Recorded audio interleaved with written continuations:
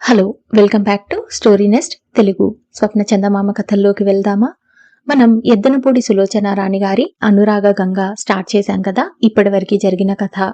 వ్యాపారవేత్త మహీధర్ రావు గారికి ఒక్కగానొక్క కూతురు ప్రీతి. ప్రీతి కజిన్ వసంత. తమ అంతస్తుకి అన్ని విధాలా తగిన సంబంధం చూసి ప్రీతికి పెళ్లి చేద్దామనుకుంటాడు మహీధర్ రావు గారు. ప్రీతి మహీధర్ రావు గారి ఫ్రెండ్ పినాకపాణి గారింట్లో శరత్ని చూస్తుంది. వసంత అత్తగారి ఫ్యామిలీకి ఒక మంచి ఇల్లు చూసి అక్కడ ఉండటానికి అన్ని ఏర్పాట్లు చేస్తారు మహీధర్ రావు గారు. కానీ వసంత అత్త, ఆమె భర్త మహీధర్ రావు గారి దగ్గర నుండి ఇంకా డబ్బు తీసుకురావాలని హింసిస్తూ ఉంటారు. ఇక్కడ నుండి కథ ఇలా ముందుకు వెళ్తుంది. కొద్దిసేపు అయిన తర్వాత ప్రీతి వచ్చి శరత్చంద్ర గది తలుపులు తట్టింది. అతను వచ్చి తలుపు తీశాడు. ఎదురుగా ప్రీతి నిలబడి ఉంది. గుమ్మం బయట ప్రీతి, గుమ్మం లోపల అతను. ఒక్క క్షణం అలా నిలబడి ఒకరిని ఒకరు పరీక్షగా చూసుకున్నారు. ఏమిటలా చూస్తున్నారు అంది ప్రీతి. మీరెలా ఉన్నారా అని. అంటే కోపంగా ఉన్నారా, శాంతంగా ఉన్నారా అని. ప్రీతి నవ్వింది. హమ్మయ్యా, ఇప్పుడు నాకు ప్రాణం కుదుట పడింది. రండి లోపలికి, అతను దారి తీస్తూ అన్నాడు. ప్రీతి లోపలికి వచ్చింది. ఒక్క నిమిషం గది మధ్య అలాగే నిలబడిపోయింది. కూర్చోండి అన్నాడతను. ప్రీతి కూర్చోలేదు. అతను మౌనంగా చూస్తున్నాడు. ప్రీతి కాస్త మెల్లిగా అంది. మీరు ఇచ్చిన డబ్బుని నేను బీరువాలో భద్రంగా దాచాను. అదే చెప్పటానికి వచ్చాను. Thank you. అతని కంఠం అస్పష్టంగా పలికింది. ఆ కళ్ళలో కృతజ్ఞత తునికిసలాడింది. మీరు 24 గంటలు ఆ కోర్టులు కేసులు అంటూ గడుపుతారు. మీకు విసుగనిపించదు అంది. అది నాకు నా లోకంలా అనిపిస్తుంది. ఏ మనిషికైనా తను చేసే పని మీద ఇష్టం కలగాలే కాని విసుగు అనేది లేకుండా రోజులు, సంవత్సరాలు గడిచిపోతాయి. అబ్బా, ఇక్కడ చెమట పోస్తోంది. అలా ఆరుబయట కూర్చుందామా అంది ప్రీతి దారి తీస్తూ. అతను వెంట వచ్చాడు. ఇద్దరూ అక్కడ హాల్కి ఉన్న గ్లాస్ డోర్ తెరిచి వరండాలోకి వచ్చారు. అక్కడ వరండాలో కుర్చీలు వేసి ఉన్నాయి. ఒకచోట అందమైన గొలుసులకి నగిషీ పనితనంతో ఉన్న చెక్క ఉయ్యాల వేసి ఉంది. బయట అంతా వెన్నెల పరుచుకొని ఉంది. అక్కడ వరుసగా క్రమంగా పెట్టి ఉన్న పూల కుండీలలో ప్లాకాస్ విరబూసి ఉన్నాయి. దూరంగా ఎక్కడి నుంచో నైట్ క్వీన్ సువాసనలు గాలిలో కలిసి తేలి వస్తూ మత్తుని కలిగిస్తున్నాయి. ప్రీతి అక్కడున్న ఉయ్యాల బల్ల మీద కూర్చుంది. శరత్చంద్ర స్తంభానికి ఆనుకుని నిలబడ్డాడు. మీరసలు లా చదవాలని ఎందుకు అనుకున్నారు అడిగింది ప్రీతి. ఎందుకు అనుకున్నాను? అతను బాగా గుర్తు చేసుకున్నాడు. నా చిన్నప్పుడు ఒకసారి నేను చెయ్యని దొంగతనం నాకు అంటగట్టారు. నేనున్న వాళ్ళ ఇంట్లో డబ్బు పోయింది. నేను తీయలేదు. ఆ ఇంటి ఆయన నేనే తీశానని అన్నాడు. నాకు వాళ్ళని చంపేయాలన్నంత కోపం వచ్చింది. ఆ ఇంటావిడ నన్ను అంతవరకు బాగా చూసేది. ఆవిడ నన్ను ఇంట్లోంచి వెళ్ళగొట్టింది. నాకు నిద్ర పట్టలేదు. రోషం వచ్చింది. నేను దొంగతనం చేయలేదని రుజువు చేసుకుంటే తప్ప బ్రతకలేను అనిపించింది. అదే వీధిలో ఒక లా చదువుతున్న కుర్రాడు ఉన్నాడు. అతనికి నేను రోజు హోటల్ నుంచి కాఫీ, టిఫిన్ తెచ్చి పెట్టేవాడిని.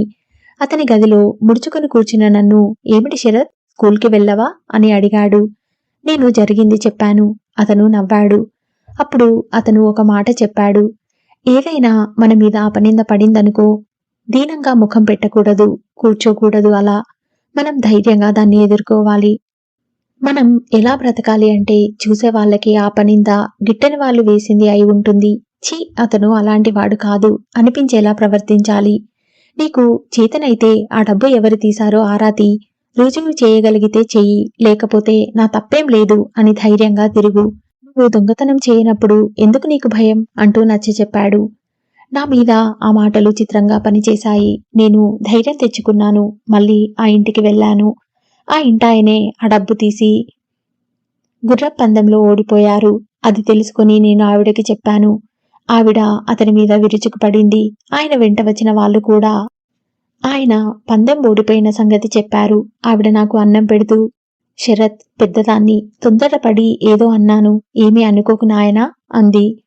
ఆ సంఘటన చాలా చిన్నదే, అతి సాధారణమైనదే. కానీ నా మనసులో మాత్రం అలా నాటుకుపోయింది. నాకు ఆ సలహా చెప్పిన కుర్రాడు లా చదువుతున్నాడు కాబట్టి నాకు అంత మంచి సలహా ఇచ్చాడనే నమ్మకం కలిగింది. అది ఊహ తెలియని పసిమనసు ఏర్పరచుకునే నమ్మకం. తర్వాత పినాకపాణి గారి దగ్గరికి పనికి వచ్చాను. ఆయనది న్యాయవాద వృత్తి. అలా పుస్తకాలు తుడుస్తూ వాటిని చేతితో తాకేవాడిని. నా మనసు ఆనంద పరవశత్వంతో నాట్యం చేసేది. ఎప్పటికైనా నేను వాటిని నా స్వయం కృషితో కొనుక్కొని నా స్వంతంగా ఏర్పరచుకోవాలి అనుకునేవాడిని. ఈ ప్రపంచంలో నాలాగా ఎందరో అన్యాయానికి, ఆరోపణలకి గురవుతూ ఉంటారు. నాకు తెలిసినంత వరకు వారికి న్యాయం చేయాలి అనుకునేవాడిని. అతని మాటల్లో ఎప్పుడు వాళ్ళు, వీళ్ళు అనే అనామకుల ప్రసక్తి ఉంటుంది. మీకసలు ఎవ్వరూ లేరా అని అడిగింది ప్రీతి. ఎక్కడో దూరపు బంధువులున్నారు. వారి సంగతి నాకు పట్టదు. నేనేం చేస్తున్నానో, ఎక్కడున్నానో వాళ్ళకి తెలియదు. మీరు బాగా డబ్బు, పేరు సంపాదించుకోండి. వాళ్ళే మిమ్మల్ని వెతుక్కుంటూ వస్తారు. నాకు డబ్బు మీద, పేరు మీద ఆశ లేదు, దృఢచిత్తంతో అన్నాడు. ప్రీతి విచిత్రంగా చూసింది. మరి దేని మీద ఆశ ఉంది? శాంతి నిండిన జీవితం కావాలి నాకు. నాకిప్పుడు 28 సంవత్సరాలు. బుద్ధి తెలిసినప్పటినుంచి ఎవ్వరికీ చెందకుండా ఒంటరిగా, ఏకాకిగా పెరిగాను. నాది అనే చిన్న ఇల్లు, అందులో నా చిన్న కుటుంబం. నా కోసం వాళ్ళు, వాళ్ళ కోసం నేను. స్థిమితంలోనే మనిషికి చాలా సుఖం ఉందని చాలామందికి తెలియదు. అనవసరంగా జీవితాన్ని సందడిమయం చేసుకుని ఉన్న సుఖం పోగొట్టుకుంటారు.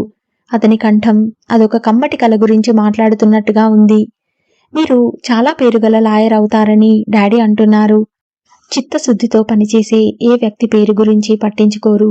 ఎవరు మెచ్చినా మెచ్చకపోయినా వారికి ఆ పని చేయటంలోనే ఆనందం, తృప్తి కలుగుతాయి. అది నిజమేననుకోండి అంది ప్రీతి. మీరు ఏమీ అనుకోనంటే ఒకటి అడగనా? అడగండి. రేపు సాయంత్రం హోటల్ బంజారాలో నస్రత్ బేగం పార్టీ ఇస్తోంది. ఆవిడ కేసు గెలిచాం కదా, ఆ పార్టీకి నేను వెళ్ళాలి. చాలా మంది ఆడవాళ్లు వస్తారట. ఆడవాళ్ళకి సంబంధించిన పార్టీలు అంటే నేను సాధారణంగా వెళ్ళను. కానీ వెళ్ళకపోతే ఆవిడ ఊరుకునేట్టు లేదు. మీరు వస్తానంటే? ప్రీతి అతని సంశయం చూసి కిలకిలా నవ్వింది. ఏమిటండి మీ మొహమాటం? మీకు పార్టీకి వెళ్లేందుకు తోడు కావాలి, అంతేగా. ఆ మాట స్పష్టంగా చెప్పరాదు అంది.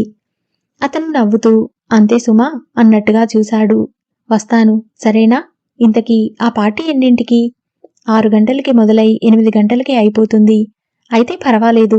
ఏ రాత్రి 9 గంటలకు మొదలయ్యే పార్టీ అయితే నేను రాలేను. నేనసలు మిమ్మల్ని పిలిచేవాడినే కాదు. ప్రీతి ఉయ్యాల మీద నుంచి లేచి వచ్చి పిట్టగోడ దగ్గరికి వచ్చి చేతులు ఆనించి క్రిందికి చూస్తూ, వసంత నేను ఇక్కడ ఒక్కోసారి రాత్రి 12 గంటలయ్యే వరకు కబుర్లు చెప్పుకుంటూ కూర్చునేవాళ్ళం అంది గుర్తు చేసుకుంటున్నట్టుగా. వసంత వెళ్ళిపోయింది. పెళ్లి చేసేటప్పుడు దాన్ని అలా విడిగా పంపాల్సి వస్తుందని కలలో కూడా అనుకోలేదు. అదే కామేశ్వరరావు ఇక్కడే ఉంటారని అనుకున్నాం. ఇప్పుడు అసలు పెళ్లి ఎందుకు చేశామా అనిపిస్తోంది. కానీ అది భర్తతో సుఖంగా ఉందని గుర్తుకు వస్తే ఆ అమ్మాయి సుఖంగా ఉందని నేను అనుకోను అన్నాడతను. ప్రీతి చటుక్కున అతని వైపు తిరిగింది. ఎందుకలా అంటున్నారు? ఎందుకో మరి నాకలా అనిపిస్తోంది. ఆ కామేశ్వరరావు తల్లి మాట జవదాటని సుపుత్రుడు అని తెలుస్తోంది. ఆ జగదాంబని చూశారు కదా, ఆవిడ లాంటి మనిషికి చుట్టుపక్కల ఉన్నవాళ్ళు ఎవరూ సుఖపడలేరని నా నమ్మకం. వసంత సుఖంగానే ఉంది. అక్కడ బాధలుంటే ఒక్క క్షణం కూడా ఉండదు, పారిపోయి వచ్చేస్తుంది. ఈరోజుగా వచ్చింది. బాధలుంటే నా దగ్గర ఏదీ దాచదు. పెళ్ళయిన తర్వాత ఆడపిల్లల్లో దాపరికం వస్తుంది. వసంత అలాంటిది కాదు, దృఢంగా అంది ప్రీతి. పొద్దుపోయింది, వెళ్దామా అన్నాడతను. ప్రీతి పిట్టగోడ దగ్గర నుంచి కదిలి వచ్చింది. ప్రీతి హాల్లోకి వచ్చింది. శరత్చంద్ర గ్లాస్ తలుపు మూసి వచ్చాడు. గుడ్ నైట్ అంది ప్రీతి. ప్రీతి గదిలోకి వచ్చి పడుకుంది. వసంత వెళ్ళినా శరత్చంద్ర ఉన్నాడు కాబట్టి తనకి అంతగా ఒంటరితనం అనిపించటం లేదు అని అర్థమయ్యింది. మర్నాడు సాయంత్రం చీకటి పడుతున్న వేళ హోటల్ బంజారా లైట్లతో కలకలలాడుతోంది. ఆ హోటల్ ప్రతిబింబం దాని పక్కనే ఉన్న తటాకంలో పడి మిలమిలా మెరుస్తూ అక్కడ ఒక నౌక తేలియాడుతోందా అని అన్నట్టుగా కదలాడుతోంది. ప్రీతి శరత్చంద్ర కారులో నుంచి దిగి ఆ హోటల్లోకి వెళ్లారు. అక్కడ ఈ మధ్యనే కొత్తగా కట్టిన హాలు రోషనారాలోకి వెళ్లారు. ఆ హాలు పూర్తిగా మొఘలు సాంప్రదాయంతో కళ్ళకి ఆహ్లాదం కలిగించే షాండిలీర్స్తో, అందమైన కార్పెట్ పరిచిన నేల మీద బంగారు అంచు ఉన్న ఎర్రటి మొహమల్ కుర్చీలతో, సోఫాలతో అలంకరించి ఉంది. కిటికీలకి పసుపు, నలుపు చారలు గల బరువైన పరదాలు వేలాడుతున్నాయి. టేబుల్స్ మీద పాతకాలపు చైనా కప్పులు, ప్లేట్లు అమర్చి ఉన్నాయి. ఆ గదిలో అడుగుపెట్టిన ఎవరికైనా ఒక్క నిమిషం బయట ప్రపంచం మాట మరిచిపోయి మొఘల్ రాజవంశీకుల కాలంలోకి అడుగుపెట్టినట్టుగా ఉంటుంది. బేగం నుస్రత్, శరత్చంద్ర రావటం చూడగానే మాట్లాడుతున్న వారిని వదిలేసి ఆడంబరంగా రండి రండి వకీల్ సాబ్ అంటూ చేయి చాస్తూ ఎదురు వచ్చి ఆహ్వానించింది. అతని పక్కన ఉన్న ప్రీతిని చూస్తూ ఆగిపోయినట్లుగా నిలబడిపోయి, ఈ అందాల రాశి ఎవరు అని ఇంగ్లీష్లో అడిగింది. ప్రీతి అని చెప్పాడు శరత్ చంద్ర. ప్రీతి అంటే అర్థం? అంటే ఇష్టమైనది అని అర్థం నవ్వుతూ చెప్పాడు శరత్ చంద్ర. ఓ, అర్థమైనట్టు చూసింది. ప్రీతి నమస్కరించింది. ఆవిడ ప్రీతిని భుజం మీద పట్టి కంఠం తగ్గించి కొంటెగా చూస్తూ, నువ్వు శరత్చంద్రకే ఇష్టం అనుకోకు, మా అందరికి కూడా రా అంటూ చెయ్యి పట్టి తీసుకువెళ్ళింది. శరత్చంద్రని గది మధ్యకి తీసుకువెళ్లి అక్కడున్న ఆహుతులందరికీ పరిచయం చేస్తున్నట్టుగా, ఇదిగో మా వకీల్ సాబ్, మా హీరో. నా నగలు నేను తిరిగి పొందటంలో పోలీసుల కంటే ఎక్కువగా కష్టపడ్డాడు శరత్చంద్ర అంటూ చూపించింది. ఆవిడ అక్కడే తెప్పించి పెట్టి ఉంచిన పెద్ద లిల్లీ దండ తీసి అతని మెడలో వేసింది. అందరూ చిన్నగా చప్పట్లు కొట్టారు. బేగం నుస్రత్ శరత్చంద్ర పక్కనే ఉన్న ప్రీతిని చూపిస్తూ, ఈ అందగత్తె శరత్చంద్రకి చాలా ఇష్టమైనది, మనకి కూడా ఇష్టమే అయినది ప్రీతి అంది. మళ్లీ చిన్నగా చప్పట్లు వినిపించాయి. శరత్చంద్ర గభాల మెడలో దండ తీసేశాడు. ఇప్పుడు అందరం టీ తీసుకుందాం రండి అంటూ ఆవిడ ఒక ప్లేట్లో బాదం హల్వా, కాజు పకోడీ పెట్టి శరత్కి స్వయంగా అందిస్తూ, మిస్టర్ శరత్, మీరు ఇలాంటి ఘన విజయాలు ఎన్నో అందుకోవాలి అంది. Thank you. శరత్ ఆ ప్లేటు అందుకుని ప్రీతికి అందించాడు. తను వెళ్లి ఇంకో ప్లేట్ తెచ్చుకున్నాడు. ఫోటోగ్రాఫర్లు ఫోటోలు క్లిక్కుమనిపిస్తున్నారు.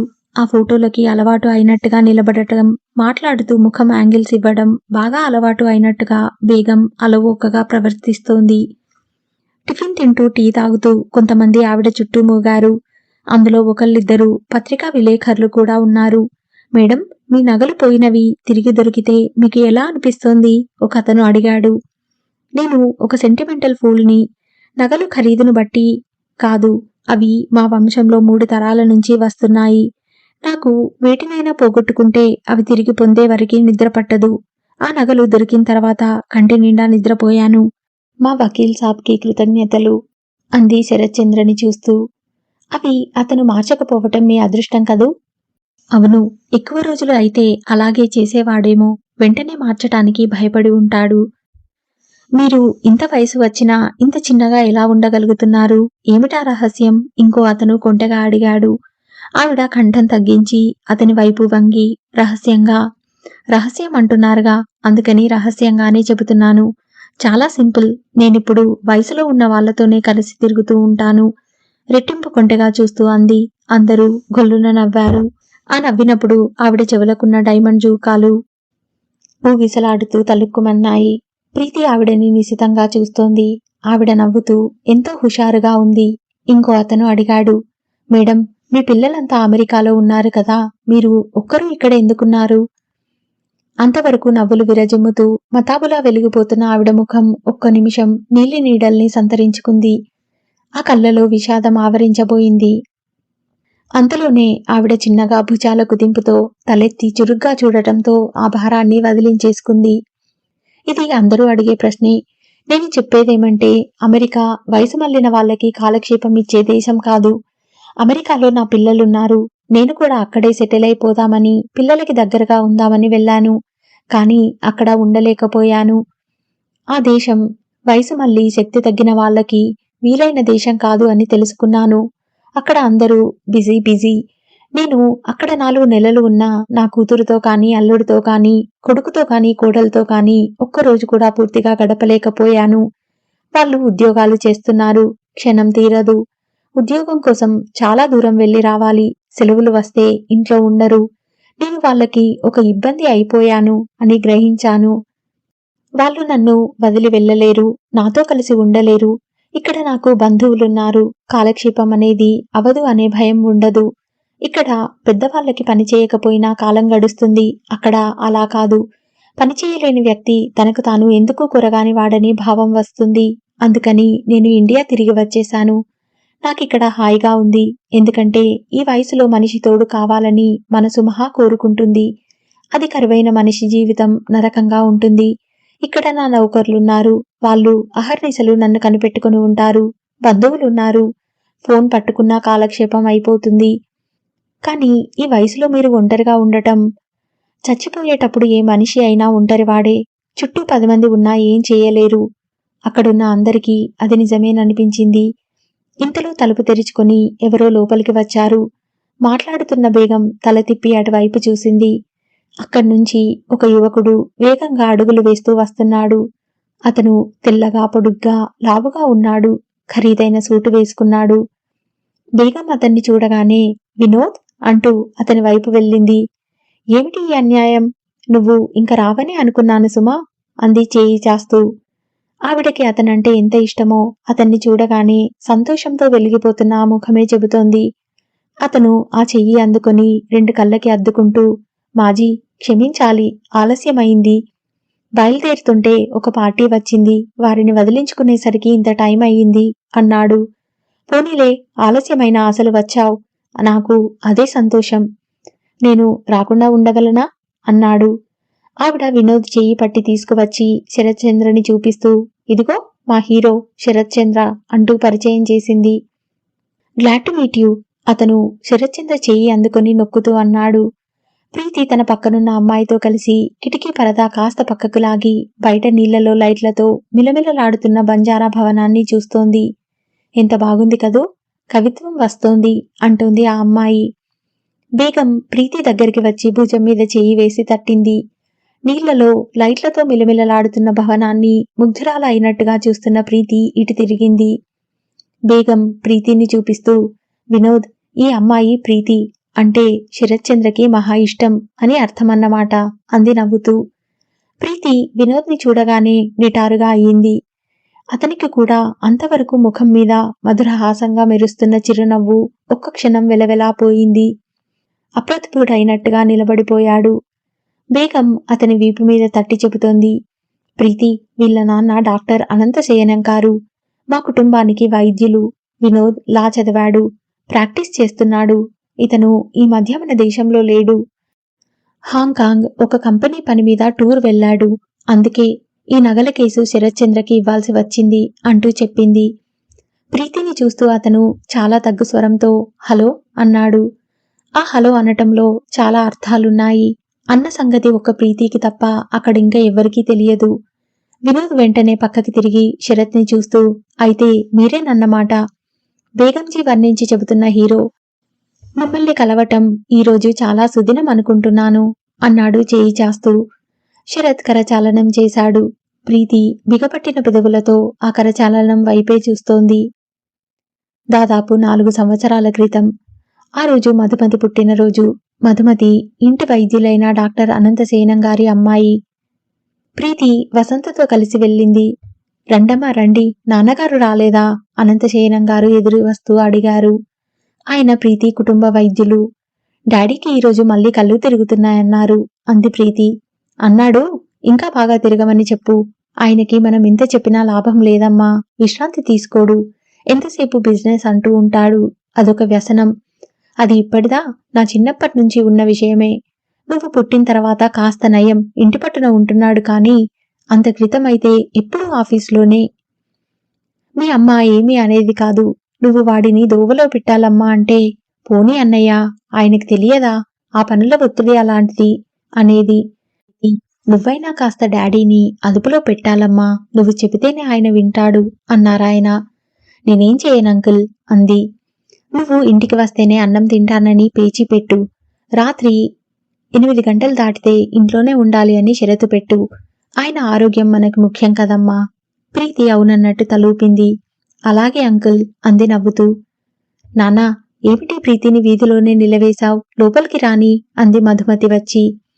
రా ప్రీతి అంటూ చెయ్యి పుచ్చుకొని లోపలికి తీసుకువెళ్ళింది. అప్పటికే చాలా మంది వచ్చి ఉన్నారు. చూసావా, నువ్వు వచ్చాక మా ఇంటికి కల వచ్చేసింది.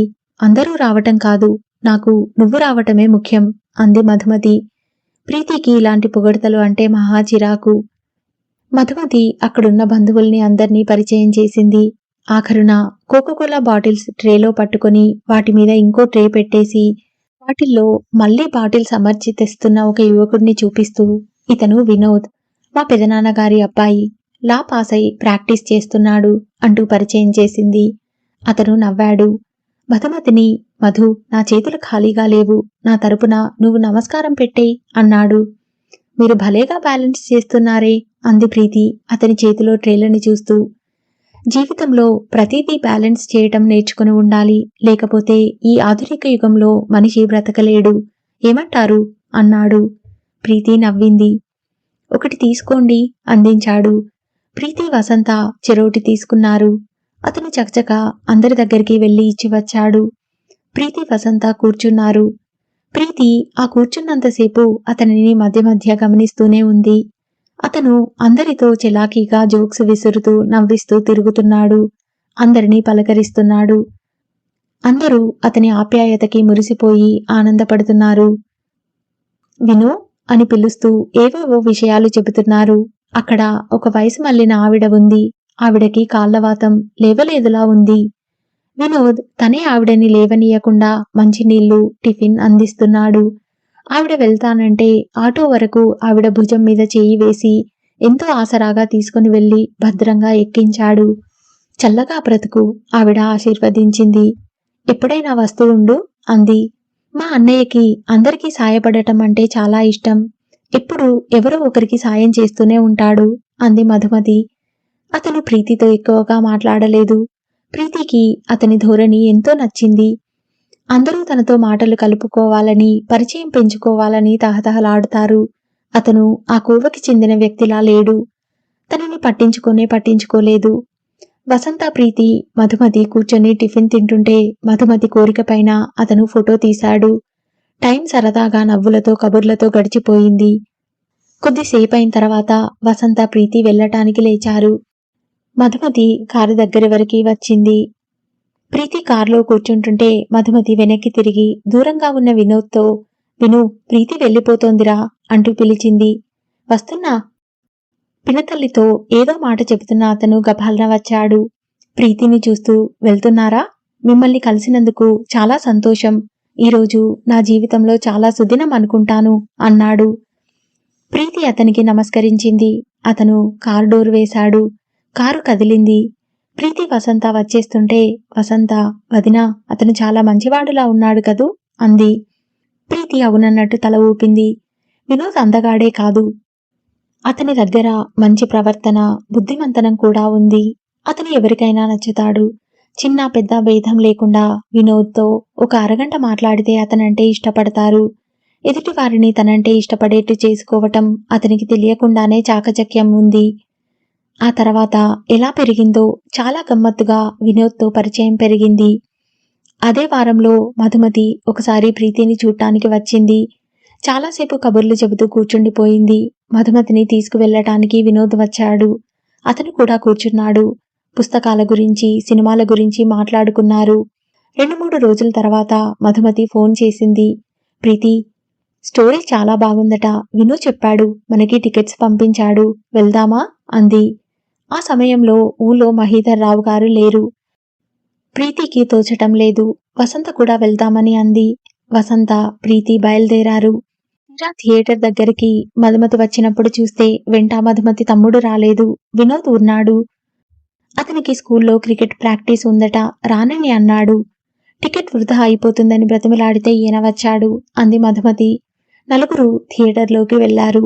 సినిమా చూస్తుండగా ప్రీతి పక్కన ఉన్న మధుమతి, అబ్బా, నా ముందు కూర్చున్న ఆయన పొడుగ్గా ఉన్నాడు, నాకు సరిగా కనిపించటం లేదు అంది సనుక్కుంటూ.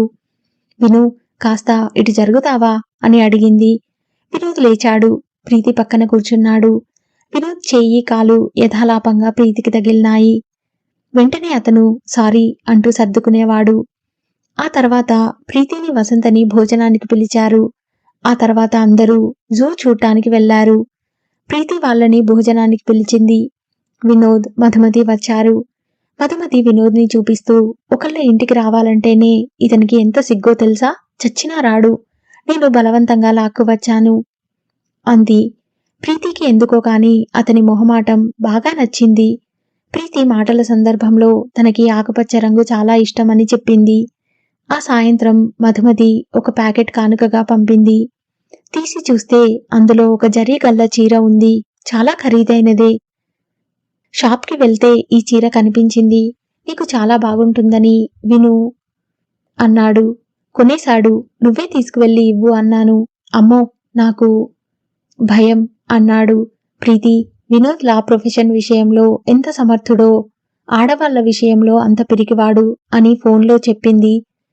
ప్రీతి ఆ చీర స్వీకరించింది. మధుమతి ఇంటికి వెళ్ళింది.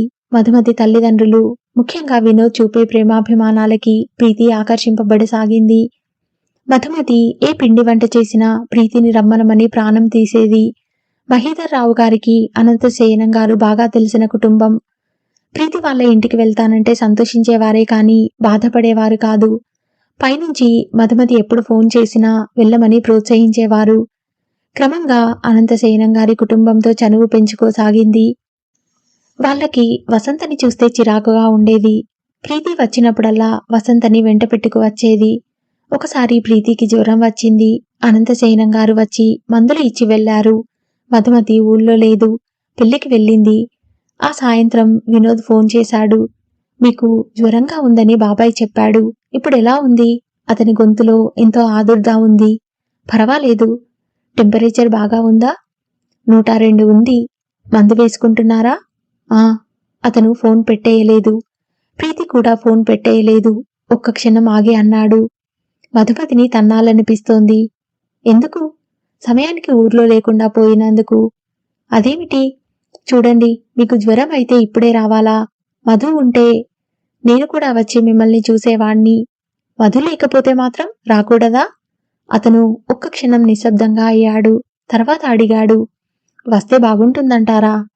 ఎందుకు బాగుండదు? రానా మరి? రండి అంది. అతను ఫోన్ పెట్టేశాడు. అతని మొహమాటానికి ఆదుర్దాకి నవ్వుకుంది. 10 నిమిషాల్లో అతను వచ్చాడు. చేతిలో బుట్ట నిండా ద్రాక్ష, యాపిల్స్ మొదలైన పళ్ళున్నాయి. ఇదేమిటి? అంది.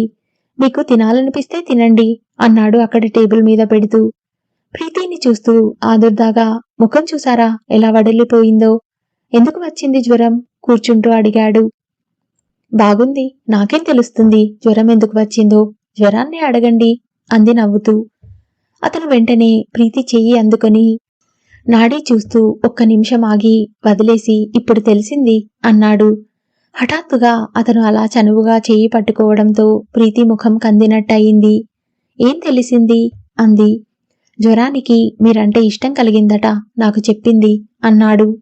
ప్రీతి ఈ మాట వినగానే పక్కున నవ్వింది. అతను కూడా నవ్వాడు. ఇంతలో ఆ గదిలోకి మహీధర్ రావు గారు వచ్చారు. వినోద్, ఎప్పుడొచ్చావు అంటూ పలకరించారు. అతను చప్పున లేచి వినయంగా నమస్కరించాడు. కూర్చో కూర్చో అన్నారాయన. ఏమ్మా, ఎలా ఉందిప్పుడు? ఆయన కూతురి నుదుటన చెయ్యి వేస్తూ అడిగారు. పర్వాలేదు డాడీ. నేను మీటింగ్కి వెళ్ళిరానా? వెళ్ళిరండి అంది. ఆయన వెళ్ళబోతూ ఆగి, వినోద్, నేను వచ్చేవరకి నువ్వు వెళ్ళకు, ఏమైనా కబుర్లు చెప్పు ప్రీతికి అన్నారు. ఆయన వెళ్ళిపోయారు. వసంత క్రింది భాగంలో హనుమంతుతో వంటింట్లో పని చేయిస్తోంది. వినోద్ ప్రీతి దగ్గరే కూర్చున్నాడు. మీకు జ్వరం అనేసరికి నా మనసు విలవిలలాడింది. ఫోన్ చేయకుండా ఉండలేకపోయాను అన్నాడతను. ప్రీతి మాట్లాడలేదు. అతని చెయ్యి కదిలి ప్రీతి చెయ్యి అందుకోబోయి మళ్ళీ మొహమాటంగా ఆగిపోయింది. ఇది గమనించిన ప్రీతి తన చేతిని అతనికి అందించింది. అతను చప్పున 2 చేతులతో ఆ చేతిని అందుకుంటూ ప్రీతి చేతికి ఉన్న గాజుని అటు ఇటు కదుపుతూ, ప్రీతి, నేనొక మాట చెప్పనా అన్నాడు. చెప్పండి. మిమ్మల్ని చూసిన క్షణం ఎలాంటిదో కాని మీ రూపం నా మనసులోంచి చెరిగిపోవటం లేదు. అక్కడికి నాకు నేనే 100 సార్లు ఒరేయ్, నువ్విష్టపడితే సరిపోతుందా? ప్రీతికి నువ్వంటే ఇష్టముండనవసరం లేదా అని చెప్పుకున్నాను. ప్రీతి నవ్వింది. బాగుంది. మీరంటే నాకు ఇష్టం లేదని ఎవరన్నారు అంది. అతను చటుక్కున తలెత్తి చూశాడు. ప్రీతి అతని వైపు చూసింది. ప్రీతి అన్నాడతను, నేనంటే మీకు ఇష్టమని నాకు తెలుసు. మీరంటే నాకు ఇష్టమని మీకు తెలియదు. అంతే. నిజంగానా? నమ్మలేనట్టు చూస్తూ అడిగాడు. నిజంగానే.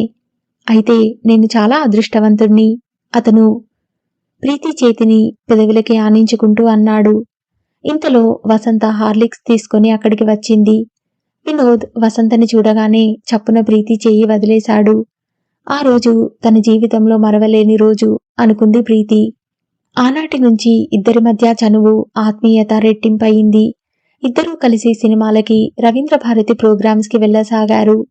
మహీధర్ రావు గారికి కూడా వినోద్ నచ్చటంతో ఆయన కూతురి చనువుకి అభ్యంతరం చెప్పలేదు. వినోద్ ఆయన పట్ల కూడా ఎంతో గౌరవాభిమానాలు ప్రదర్శించేవాడు. ఆయన మనసులో కూడా ఇతను ప్రీతిని చేసుకుంటే నాకు కొడుకులేని లోటు తీరుతుంది అనే నమ్మకం కలిగించాడు. తెలిసిన వాళ్ళందరికీ కూడా వినోద్ మహీధర్ రావు గారికి కాబోయే అల్లుడు అనే అభిప్రాయం ఏర్పడిపోయింది. త్వరలోనే పెళ్లి అని కూడా అనుకున్నారు. మహీధర్ రావు గారు వినోద్తో అరమెరికలు లేకుండా తన ఆస్తి వ్యవహారాలు చర్చించేవారు. త్వరలోనే ఈ బాధ్యత మీ ఇద్దరి చేతికి అప్పగించి నేను విశ్రాంతిగా ఉంటాను అనేవారు. ప్రీతికి ఈ లోకం ఎంతో చూడముచ్చటగా ఉంది. మనసు ఉల్లాసంగా ఉంది. రాత్రివేళ మంచం మీద పడుకున్నప్పుడు పక్కనే టేబుల్ మీద ఫోటోలో నుంచి చిరునవ్వు నవ్వుతున్న వినోద్ని చూస్తూ, వినోద్ మంచివాడు, తెలివిగలవాడు, అందమైనవాడు, కాకపోతే తమకంటే కాస్త డబ్బు తక్కువ ఉంది. అయితేనేం, ఇద్దరి మధ్య ఏర్పడిన ఇష్టానికి అదేమీ పెద్ద అడ్డు కాదు. తండ్రికి కూడా వినోద్తో ప్రీతి సుఖజీవనం సాగిస్తుందన్న నమ్మకం బాగా కలిగింది. అతన్ని పెళ్లి చేసుకోవటం అన్ని విధాలా బాగానే ఉంది. తెలిసిన కుటుంబం అవటం వల్ల ఇటు కుటుంబం పరువుకి కూడా ఏమీ ముప్పు లేదు. ప్రీతి నిట్టూర్చింది. తండ్రి వంశ గౌరవానికి ఎంత ప్రాణం ఇస్తాడో ప్రీతి ఎరగనిది కాదు.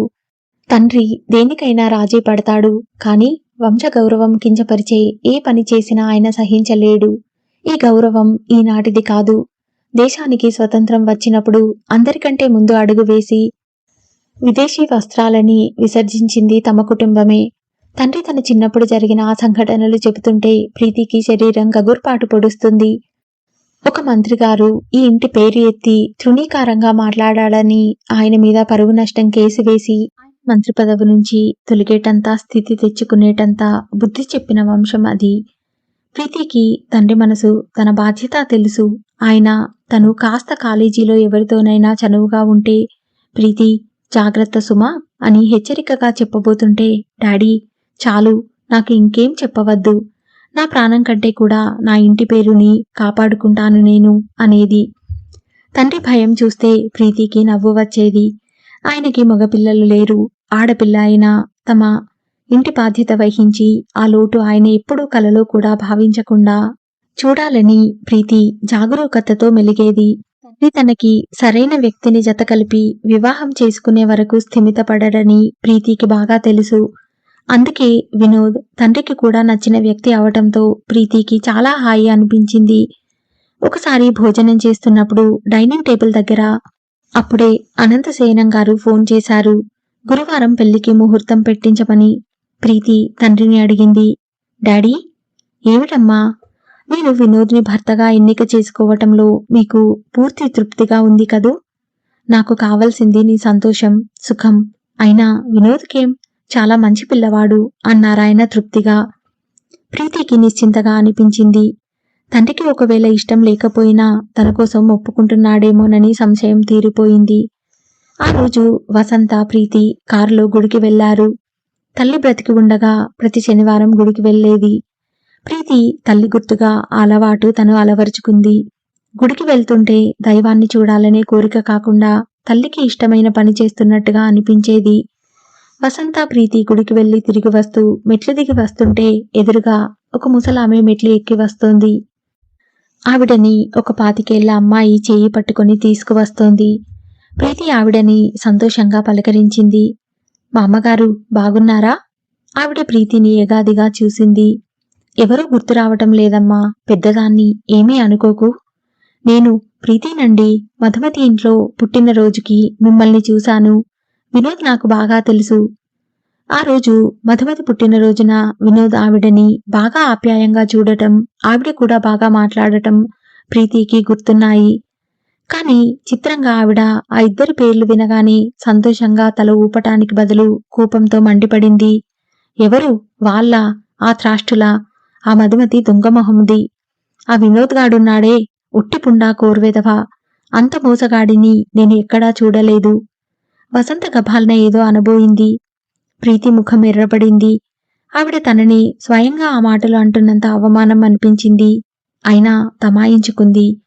ప్రీతికి అతను కాబోయే భర్త అని ఆవిడకి తెలియదు. తెలిస్తే అంత తృణీకారంగా పరుషంగా మాట్లాడే సాహసం ఉంటుందా? ప్రీతి ఏమిటి అని అడగకుండా ఆవిడే పురాణం విప్పేసింది. వాడు ఎంత లుచ్చావెదవో ఎవ్వరికీ తెలియదు. నా మీద ఎంతో ప్రేమ నటించాడు. నేను అదంతా నిజమేననుకున్నాను. నా బ్యాంకులో 10,000 అప్పు కావాలని ప్రాణం మీదికి వచ్చిందని తీసుకున్నాడు. ఇదిగో ఇస్తాను అన్నాడు. అంతులేదు. మొన్న కబురు చేస్తే అతిగా వాగావంటే పళ్ళు రాల్తాయన్నాడు. ఆ 10,000 ఇచ్చేవరకి ఎంత బాగా కబుర్లు చెప్పాడో తెలుసా? నేనే కాదు, కామాక్షి దగ్గర కూడా తీసుకున్నాడు. అదైతే మరీ ఘోరం. అవసరం మా బామ్మగారు అంటే 4 పేటల చంద్రహారం ఇచ్చిందట.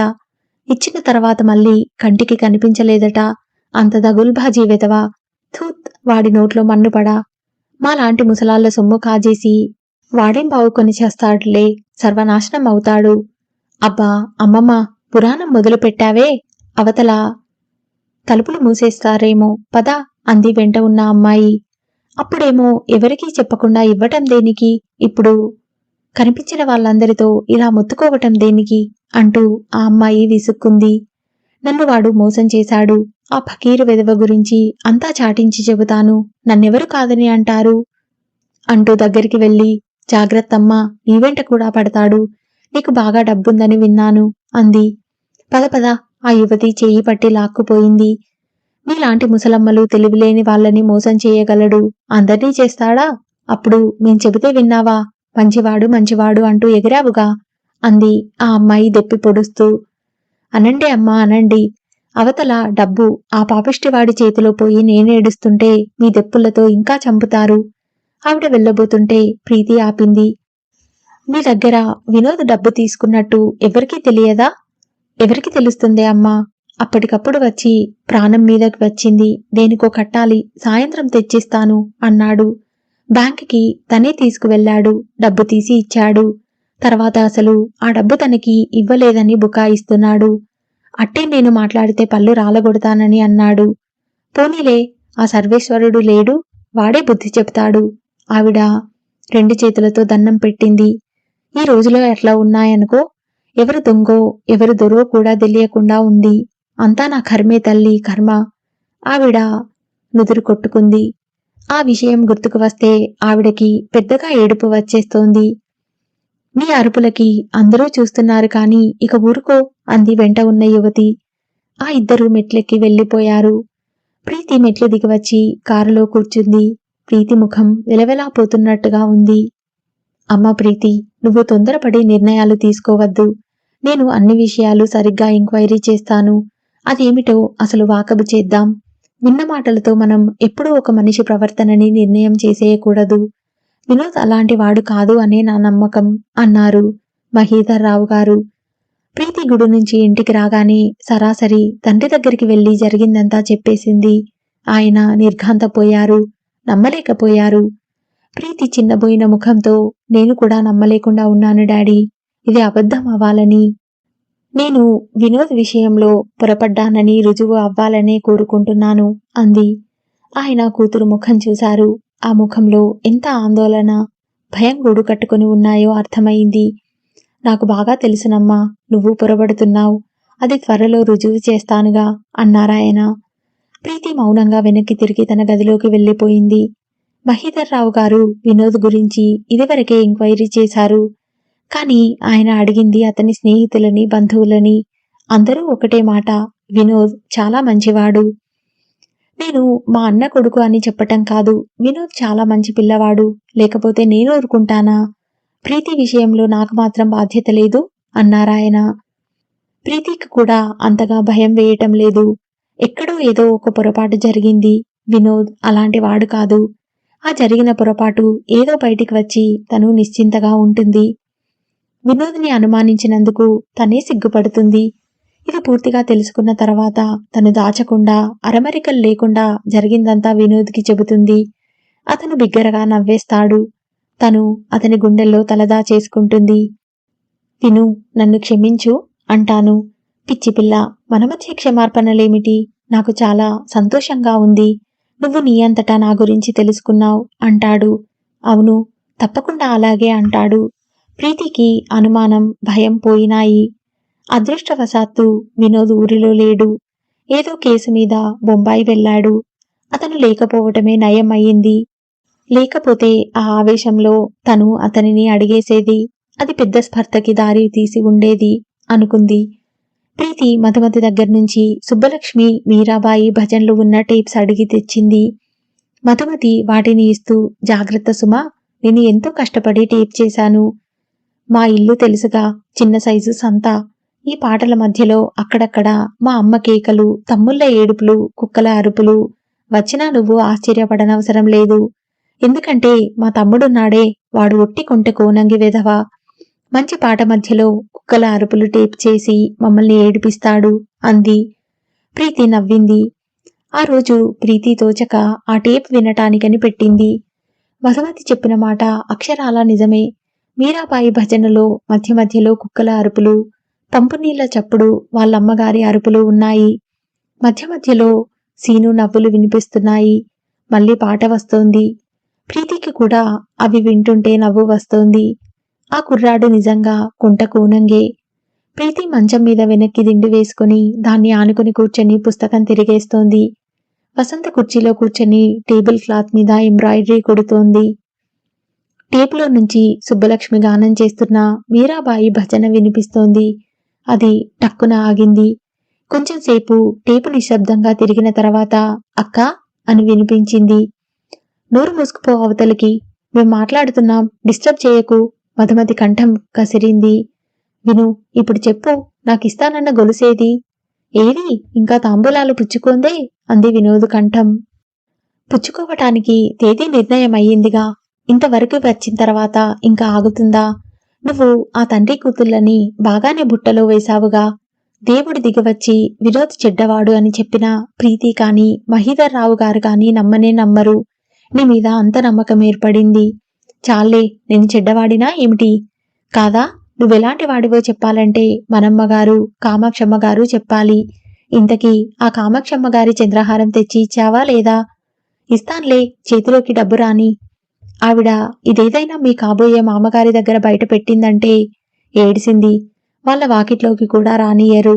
అంత బరి తెగిచ్చిందంటే నేను నిజం చెప్పలేని వాజమ్మనా? అసలు నాకివ్వలేదనే అంటాను. వాళ్లతో నీకెందుకు గొడవ? ఆ ముసలావిడని పాపం ఎందుకు అన్యాయం చేస్తావు? ఆ గొలుసు తెచ్చిచ్చేయి, ఇస్తాన్లే. ఎప్పుడు, పెళ్ళి అయిన తర్వాతనా? మీ కాబోయే మామగారు చాలా ఘటికుడు.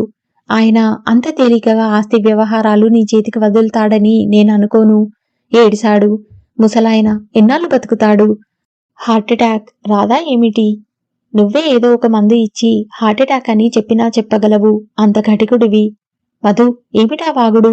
నాన్న వింటే నిన్ను నన్ను చంపేస్తాడు అతను అదిలించినట్టుగా అన్నాడు. నాకు ఒక 1000 రూపాయలు అర్జెంటుగా ఇవ్వు, నీకు పుణ్యం ఉంటుంది. క్షణం ఆగి అడిగాడు వినోద్. ఆ ప్రభాకర్ కోసమేనా? అవును, నా ప్రాణం తినేస్తున్నాడు. 10,000 కావాలిట, లేకపోతే తనతో ఉన్న నా ఫోటోలు నాన్నకి పంపిస్తాడట. నేను ఒక సలహా చెప్పనా? చెప్పు. వాడి బ్లాక్మెయిలింగ్ నుంచి నువ్వు తప్పించుకోవటానికి ఉపాయం చెప్పనా? చెప్పు. వాడిని పెళ్లి చేసేసుకో. ఛీ, మధుమతి చీత్కారం చేసినట్లుగా అంది. ఆ విధవనా? వాడితో నేను జీవితాంతం కలిసి బతకటమా? బాగుంది. నిన్ను వాడితో కాపురం చేయమని ఎవరన్నారు? మరి పెళ్లి చేసుకోవటం, ఏదో వంకతో పొట్లాట పెట్టుకుని విడాకులు ఇచ్చేయటం, బస్ అంతే. నీకెందుకు, నేనున్నానుగా కేసు ఫైల్ చేయించటానికి. అమ్మో, నాన్నకి తెలిస్తే చంపేస్తారు అంది. నువ్వు భయపడితే జీవితాంతం ఆ విధవ వదలడు. నీకు వాడి పీడ, నాకు ఆ మార్గరెట్ పీడ ఈ జన్మలో వదలవు. మార్గరెట్ కనిపిస్తోందా? కనిపించడమా? దయ్యంలా నన్ను అది వదిలితేగా. ప్రీతితో నా పెళ్లి జరిగితే వచ్చి గొడవ చేస్తానని బెదిరింపులు మొదలుపెట్టింది. ప్రీతితో నా పెళ్లి అవగానే ఏదో విధంగా తనకి 1,00,000 రూపాయలు ముట్ట చెబుతానని వ్రాసి సంతకం చేసిచ్చాను. పెళ్లి అయిన తర్వాత ఇమ్మని గొడవ చేస్తే ఎవరిస్తారట? పెళ్లి అయిన తర్వాత దాని సంగతి వీళ్ళకి తెలిసినా నాకేం భయం లేదు. నేను నిన్న మహీధర్ రావు గారి ప్లీడర్ దగ్గర ఆయన ఆస్తి వివరాలు విన్నాను. బాప్రే మధు, ఇంత డబ్బుందో తెలుసా? నేనే కాదు, నా పిల్లలు, నా మనవలు కూడా హాయిగా కూర్చొని తినవచ్చు. నేను 10 మంది ఉంపుడు గత్తెలని మెయింటైన్ చేయవచ్చు. చిట్, నోరు మూసుకో. నాన్న వింటే పీక పిసుకుతారు. బాబాయికి మన సంగతి తెలియదులే, ఆయన ఒక పిచ్చి మాలోకం. విను, నువ్వు నాకు ఆజన్మాంతం రుణపడి ఉండాలి సుమా. ఎందుకు? ప్రీతి దగ్గర నువ్వు ఆ అమ్మాయి అంటే పడి చస్తున్నా అన్న ఆ మాట రానియకుండా జాగ్రత్తగా ప్రవర్తించి నీకు ప్రీతికి దగ్గరగా వెళ్లే అవకాశాలు కల్పించినందుకు నేనేం రుణపడి లేను. లేవు? లేను. ఎందుకంటే నువ్వు నాకు ఈ సాయం ఊరికే చేయలేదు. అందులో నీ స్వార్థం లేదా? ప్రీతితో నా పెళ్లి జరిగితే నీకు 20,000 రూపాయలు ఇవ్వాలని అనలేదు? కుంభదీసి నీ మార్గరెట్కి పట్టించిన గతి నాకు పట్టిస్తావా ఏమిటి? డబ్బు నాకు ముందు ఇచ్చేయి. నీకు ఎగ్గొడతానా ఏమిటి? నన్ను అపార్థం చేసుకోకు మధు. ఏమో బాబు, నీ మంచితనం, నీ నాటకం, నీ అతి వినయం అదంతా ప్రీతి దగ్గర ప్రయోగించు, నా దగ్గర కాదు. నేను నిన్ను చచ్చినా నమ్మను. నువ్వు తాంబూలాలు పుచ్చుకోగానే నాకిస్తానన్న డబ్బు ఇచ్చేయి. ఎవరక్కడా? వినోద అడిగాడు. ఎవరూ లేరు. సీను, ఒరేయ్ సీను, వెళ్ళి ఆడుకోపో. వెళ్ళావా లేదా?